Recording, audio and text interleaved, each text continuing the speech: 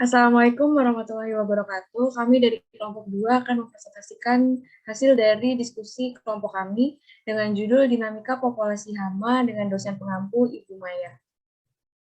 Sebelumnya kami akan memperkenalkan diri kami terlebih dahulu dengan saya sendiri Sasha Maharani dengan NIM 077, teman saya Doharma Marbun dengan NIM 059, Dea Amalia dengan NIM 067, Berdiansyah Delvara dengan NIM 081, Salsabila Nur Faizati dengan NIM 087, Laire Putri Rinanti dengan NIM 088, dan yang terakhir Faizalia Putri Jasmine dengan NIM 095. Dan slide selanjutnya akan dibacakan oleh rekan saya, Arman. Silakan. Perkembangan populasi hama. Populasi setiap organisme pada ekosistem tidak tetap, tetapi dinamis dari waktu ke waktu lainnya, tetapi berfluktuasi yang berkisar sekitar suatu garis yang dinamakan kedudukan keseimbangan populasi.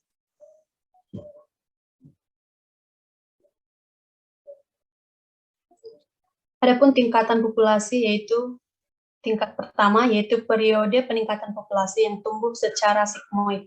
Periode ini terdiri dari 3 tahap, yaitu tahap pembentukan populasi, tahap pertumbuhan cepat secara eksponensial, dan tahap menuju ke keseimbangan.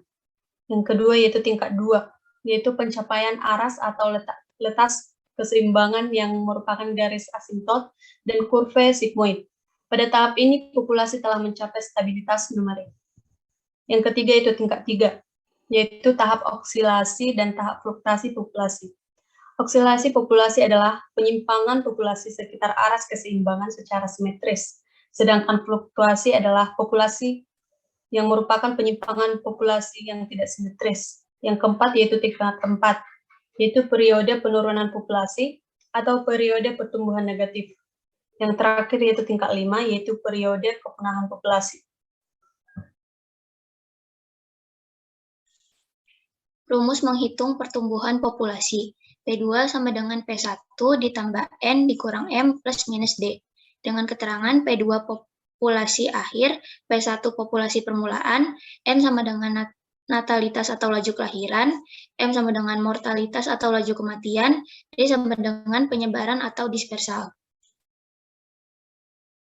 Hubungan P2 lebih besar daripada P1, yaitu pertumbuhan positif, dengan arti laju kelahiran dan laju imigrasi lebih besar daripada laju kematian dan laju emigrasi. P2 lebih kecil daripada P1, pertumbuhan negatif, yaitu jumlah laju kelahiran dan laju imigrasi lebih kecil daripada laju kematian ditambah laju emigrasi.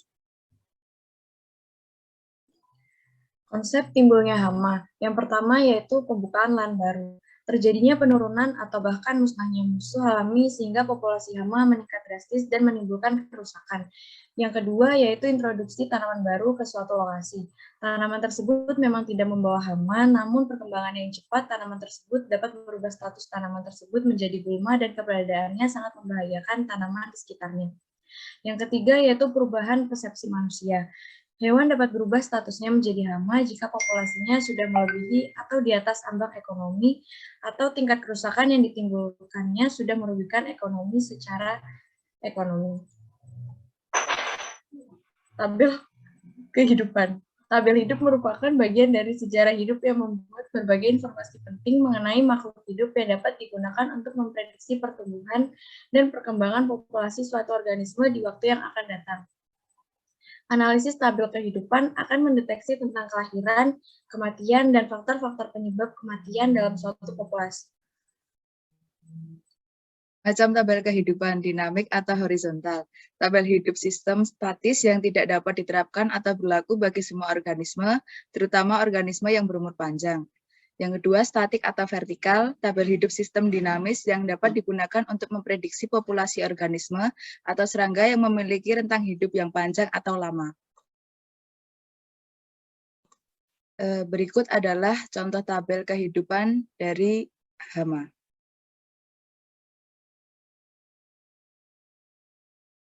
Selanjutnya adalah mekanisme keseimbangan alami. Populasi merupakan kumpulan organisme dari suatu spesies yang menempati ruang dan waktu yang sama. Populasi tidak hidup dalam kesendirian, melainkan hidup dalam habitat dan dalam asosiasi dengan banyak populasi lain. Populasi setiap spesies dapat mengalami perubahan ukuran yang dipengaruhi oleh dua kekuatan di ekosistem alami, yaitu kemampuan biotik dan hambatan lingkungan abiotik. Populasi juga dipengaruhi oleh laju kelahiran atau natalitas, kematian atau mortalitas, potensi biotik, sifat genetik, dan perilaku.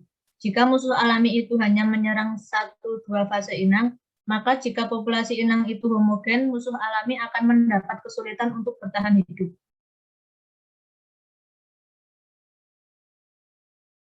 Predator merupakan suatu binatang yang memakan binatang lain sebagai mangsa, baik tubuhnya lebih kecil maupun lebih besar daripada dirinya.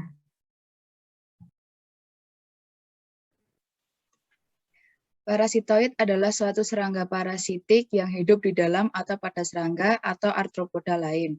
Inang yang tubuhnya lebih besar dan akhirnya membunuh inangnya. Patogen adalah suatu mikroorganisme yang hidup dan makan pada suatu organisme inang yang lebih besar dan menyebabkan inangnya sakit atau mati. Pengendalian hayati dilatar belakangi oleh berbagai pengetahuan dasar ekologi, khususnya teori tentang pengaturan populasi oleh pengendali alami, serta keseimbangan ekosistem. Dalam program pengendalian hama, penambahan keragaman vegetasi bukan merupakan suatu strategi pengendalian yang dapat berdiri sendiri atau standalone tactic dalam menyelesaikan masalah hama yang ada. Teknik-teknik pengendalian hama yang penekanannya adalah pengendalian ramah lingkungan dengan pemanfaatan sumber daya alam yang telah ada untuk menuju sistem pertanian yang berkelanjutan perlu dikembangkan.